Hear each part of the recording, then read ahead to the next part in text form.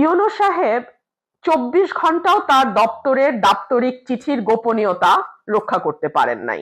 তার এই চিঠি সোশ্যাল মিডিয়াতে একদিনের মধ্যে ভাইরাল হয়ে গেছে। শুধু সোশ্যাল মিডিয়া না, গণমাধ্যমগুলো, আঞ্চলিক যে গণমাধ্যমগুলো আছে আমার ব্রাহ্মণবাড়িয়ায়, বিশেষ করে সরাইল আশুগঞ্জ বেসড যে গণমাধ্যম, তারাও এই চিঠিটিকে নিয়ে নিউজ করছেন। ইউনূস সাহেব ২৪ ঘন্টাও তার দপ্তরের দাপ্তরিক চিঠির গোপনীয়তা রক্ষা করতে পারেন নাই। দেশের মানুষের দৃষ্টিশক্তিকে সুরক্ষিত রাখার প্রত্যয় নিয়ে এলো সেফ এলইডি লাইট। উনি কি করে নির্বাচনের মতো এত বড় একটি দায়িত্ব পালন করবেন? এক।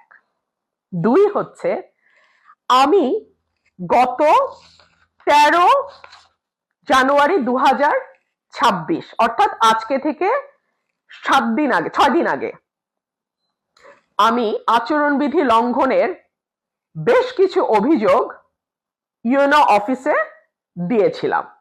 জেলা রিটার্নিং কর্মকর্তা ডিসি অফিসে দিয়েছিলাম। এখনো কিন্তু আমি তার কোনো আপডেট পাইনি। সেই ব্যাপারে কোনো ব্যবস্থা নেওয়া হয়েছে বা সেই ব্যাপারে কোনো পদক্ষেপ নিয়েছে সরকারি কর্মকর্তারা, আমার কিন্তু জানা নাই।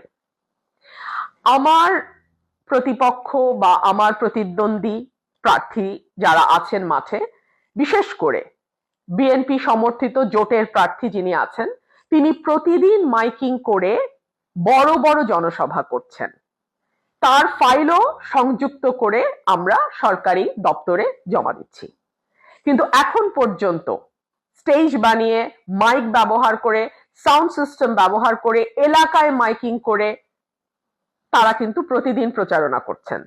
এখন পর্যন্ত তাদের ব্যাপারে ন্যূনতম কোনো পদক্ষেপ নেবার সাহস আমরা কিন্তু দেখি নাই। কিন্তু আমার প্রশ্ন, যে যেই রিটার্নিং কর্মকর্তা তার নিজের সই করা চিঠির গোপনীয়তা ২৪ ঘন্টা রাখতে পারেন না, তার হাতে ৫ লক্ষ ভোটারের ভোট কিভাবে আমানত হিসেবে আমরা ভরসা করে দেই? তিনি কি করে নির্বাচনের দিন নির্বাচনের দায়িত্ব সঠিকভাবে পালন করবেন?